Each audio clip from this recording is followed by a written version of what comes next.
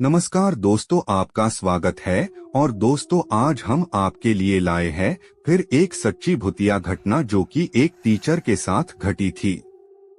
सुमन शर्मा एक उत्साही और समर्पित कॉलेज टीचर जो अपनी नई नौकरी के लिए बेहद उत्साहित थी।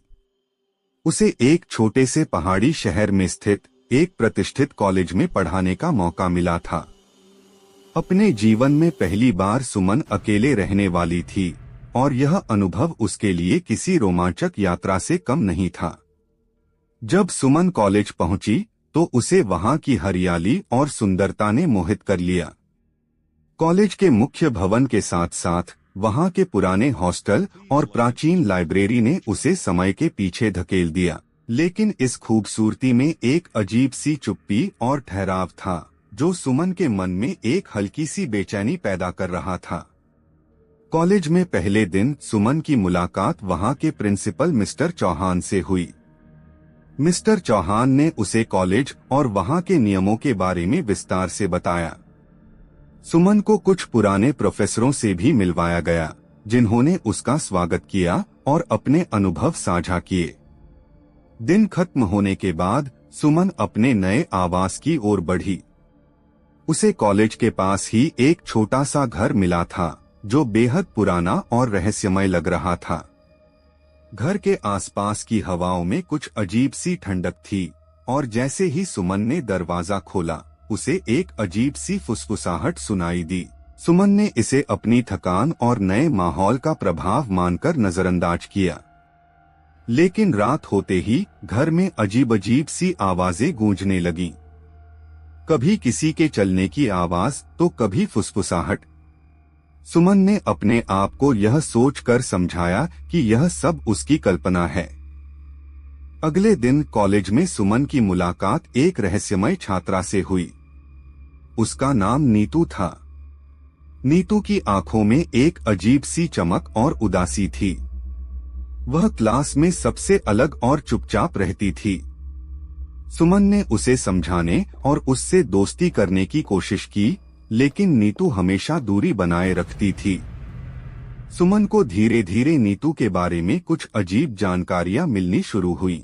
उसने कॉलेज के पुराने रिकॉर्ड्स में पाया कि नीतू पिछले कई सालों से इसी कॉलेज में पढ़ रही थी, जबकि उसकी उम्र में कोई बदलाव नहीं हुआ था। यह जानकारी सुमन को हैरान कर गई और उसने इस पर और अधिक खोजबीन करने का फैसला किया। एक दिन सुमन को कॉलेज की पुरानी लाइब्रेरी में एक पुरानी डायरी मिली। यह डायरी एक पूर्व प्रोफेसर की थी जिन्होंने नीतू के बारे में लिखा था। डायरी में लिखा था कि नीतू एक रहस्यमय घटना का शिकार हो चुकी थी और अब वह एक आत्मा के रूप में कॉलेज में भटक रही थी। रात होते ही सुमन को घर में फिर से वही फुसफुसाहटें सुनाई देने लगीं। इस बार आवाजें और भी तेज और स्पष्ट थीं। सुमन ने देखा कि नीतू की आत्मा उसके घर के आसपास मंडरा रही थी। उसने देखा कि नीतू की आत्मा उसे कुछ कहना चाहती थी। सुमन ने हिम्मत जुटाकर नीतू की आत्मा से बात की। नीतू ने सुमन को अपनी पूरी कहानी सुनाई। उसने बताया कि वह एक प्रोफेसर के प्यार में पागल हो गई थी, लेकिन जब उसे उस प्रोफेसर के साथ धोखा हुआ तो उसने आत्महत्या कर ली थी। उसकी आत्मा अब भी कॉलेज में उस प्रोफेसर से बदला लेने के लिए भटक रही थी। सुमन ने नीतू की आत्मा को मुक्ति दिलाने का निश्चय किया। उसने उस प्रोफेसर का पता लगाया और उसे कॉलेज बुलाया। जब वह प्रोफेसर कॉलेज आया तो नीतू की आत्मा ने उसे माफ कर दिया और अंततः उसे मुक्ति मिल गई। नीतू की आत्मा को मुक्ति मिलने के बाद सुमन के घर में अजीब आवाजें और फुसफुसाहटें बंद हो गईं। सुमन ने एक नया और शांतिपूर्ण जीवन शुरू किया और अपने कॉलेज के छात्रों को शिक्षित करने में अपनी पूरी ऊर्जा लगा दी। सुमन अब अपनी नई जिंदगी में पूरी तरह से रम गई थी। उसने कॉलेज में कई नई दोस्तियां बनाई और अपने छात्रों के साथ एक मजबूत बंधन विकसित किया। उसके जीवन में अब शांति और संतोष था।